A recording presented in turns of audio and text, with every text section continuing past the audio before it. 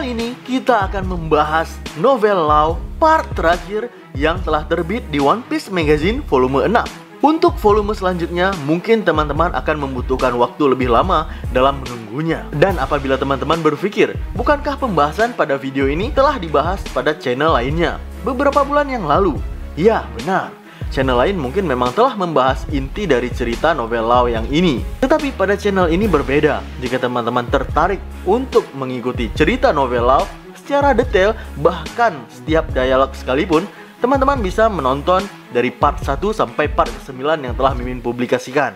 Tetapi jika teman-teman hanya tertarik dengan cerita singkatnya saja, teman-teman bisa menonton pada channel lainnya. Jadi, tanpa berlama-lama lagi, kita mulai saja novel Law part ke-10. Pada chapter sebelumnya, Law dan teman-teman bertempur dengan bajak laut yang menyerang Pulau Swallow, dan mereka memutuskan untuk melarikan diri.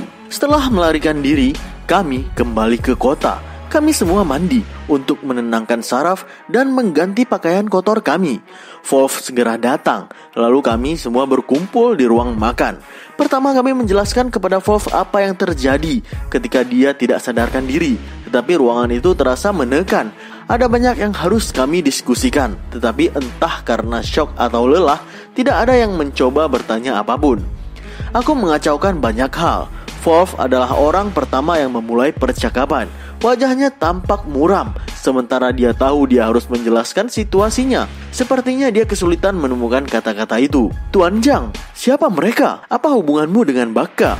Ah, itu benar. Aku kira aku harus menjelaskannya. Bippo dan lainnya tetap terdiam menunggu Wolf berbicara. Semua orang tahu bahwa apa yang dikatakannya bukan cerita yang ringan. Baka adalah putraku yang sebenarnya, kata Wolf dengan jelas setelah mengangkat kepalanya. Dia selalu nakal sejak kecil, mencuri dari kota dan berkelahi dengan orang-orang. Benar-benar memalukan. Dia mengatakan kepadaku jika dia ingin menjadi bajak laut sekitar 25 tahun yang lalu. Pada awalnya aku menentangnya, tetapi kemudian aku mulai berharap mungkin jika dia pergi melaut, dia akan berubah. Kalau saja dia bisa melihat dunia dan mengalami lebih banyak hal, mungkin dia akan berubah menjadi pria yang baik.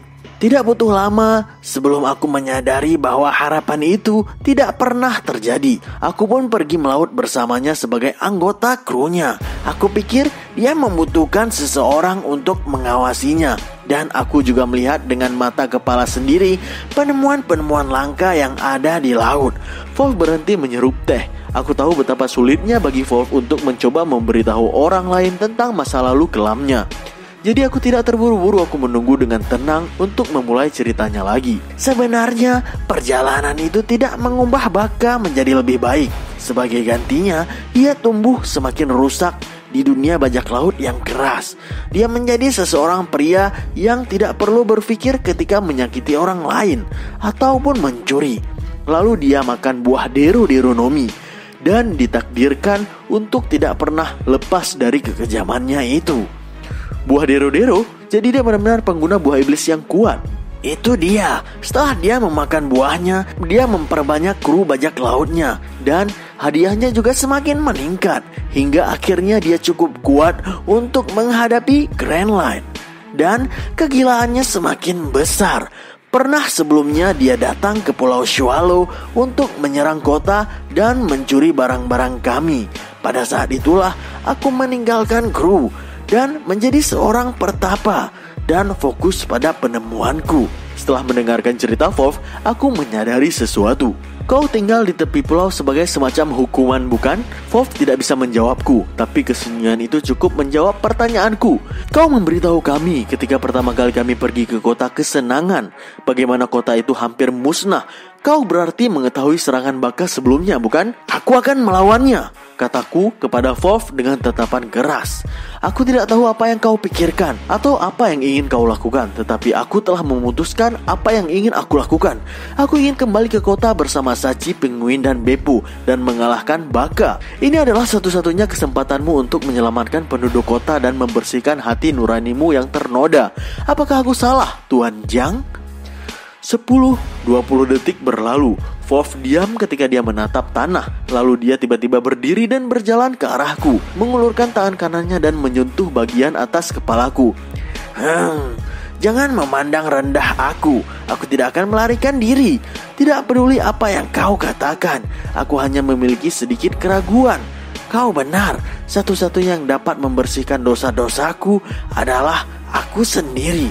Aku akan melindungi kota ini. Kau tidak bisa mengalahkan mereka sendirian, tapi itu sudah jelas. Dan kami di sini karena kami tahu kau tidak bisa melakukan apapun sendirian. Kami tidak akan meninggalkanmu.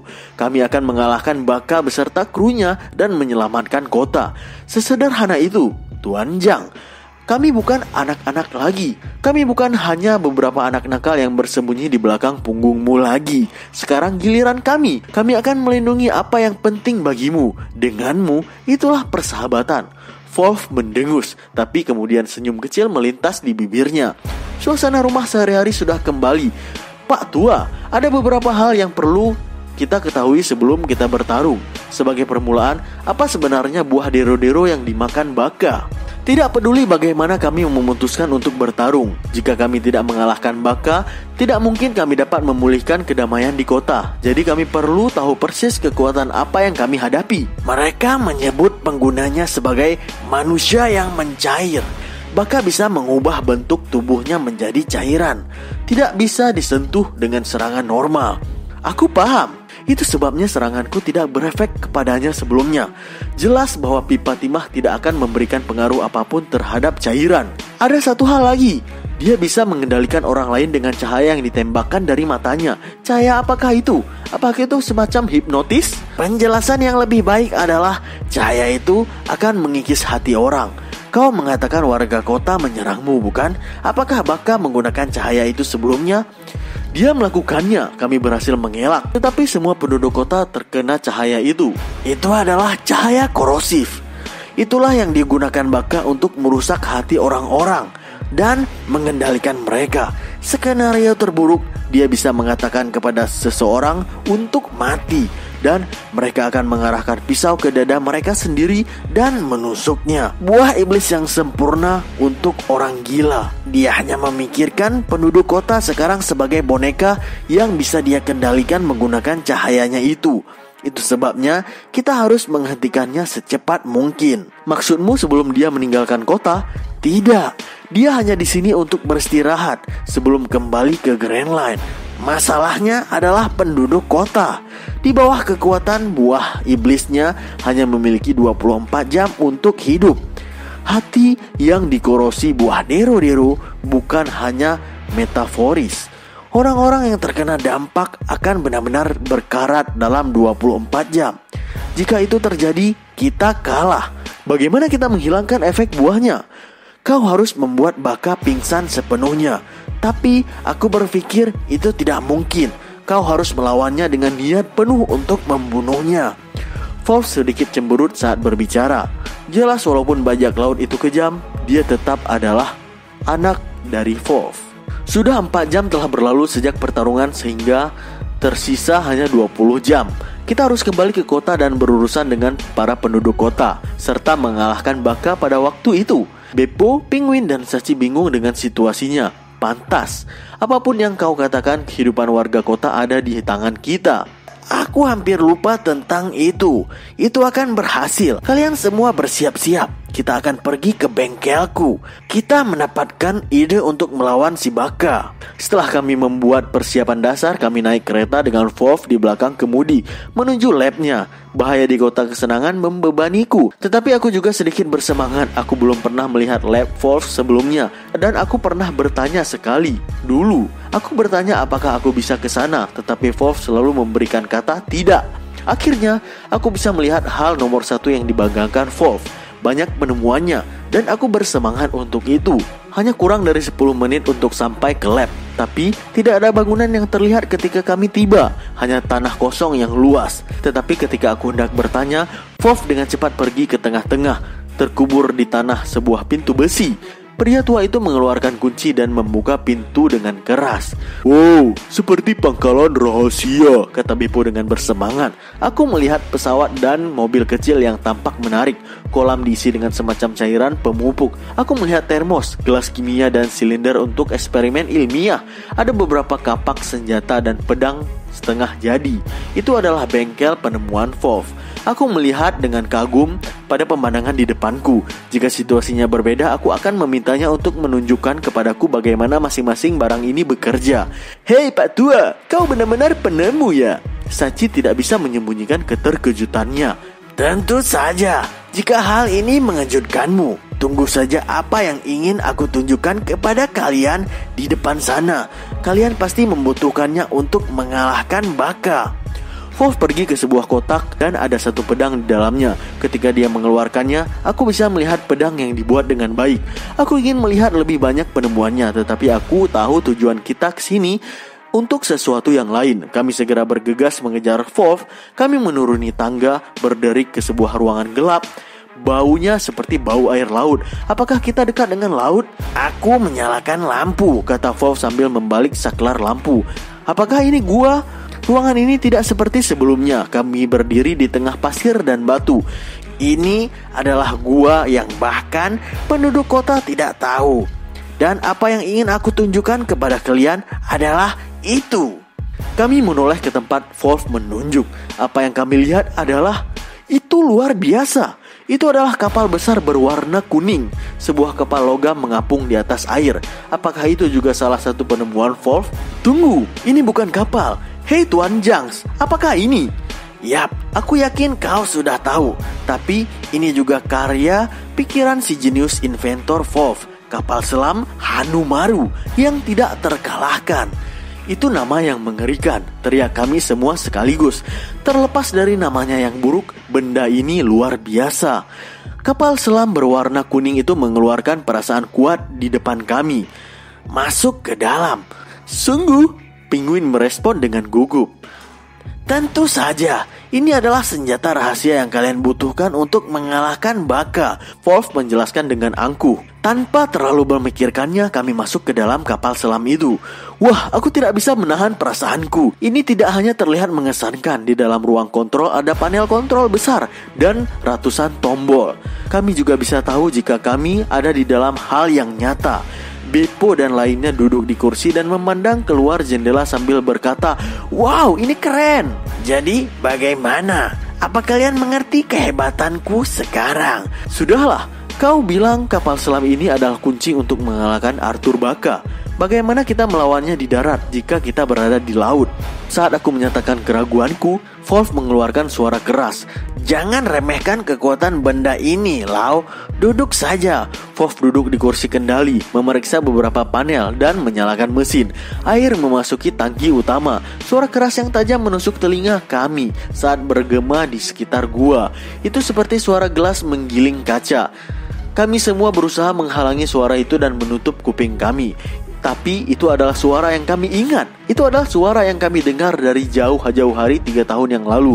Ketika kami berlatih ilmu pedang di taman, kami mendengarkannya lagi. Kami semua tersentak. Burung layang-layang yang terbang di laut. Tuan Yang, suara seperti burung ini. Aku tahu apa yang semua kalian dengar tentang desas-desus itu. Suara yang dihasilkan oleh baling-baling Hanumaru di dalam gua begitu keras hingga mencapai kota dan lautan.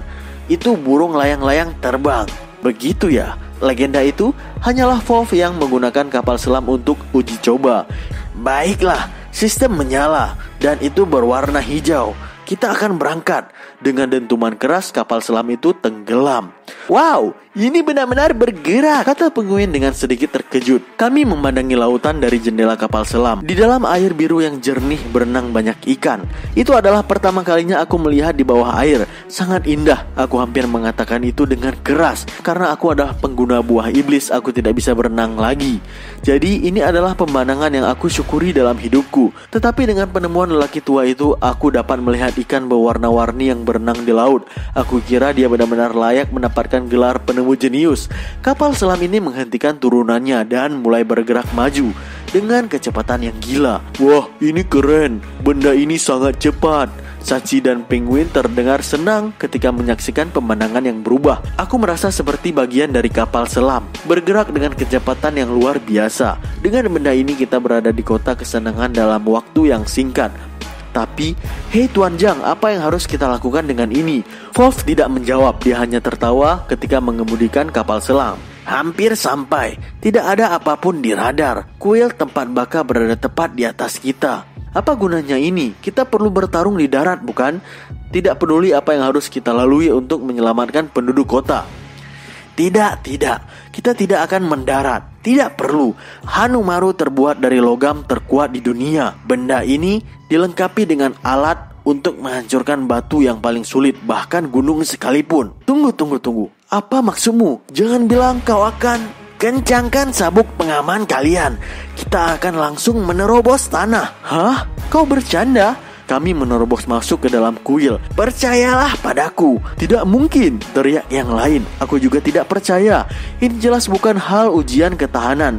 Dia benar-benar melakukannya. Dengan suara yang lebih keras dari sebelumnya, kapal selam naik dengan kecepatan tinggi. Suara semakin keras. Kami menerobos ke tanah di atas kami dan memasuki kuil.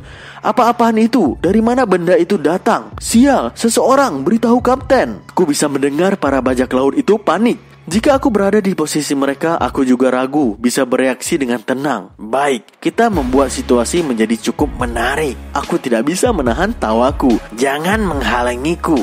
Itu adalah kata-kata kami, Tuan Zhang. Dengan kata-kata itu, kami berlima keluar dari kapal selam. Saatnya bersenang-senang.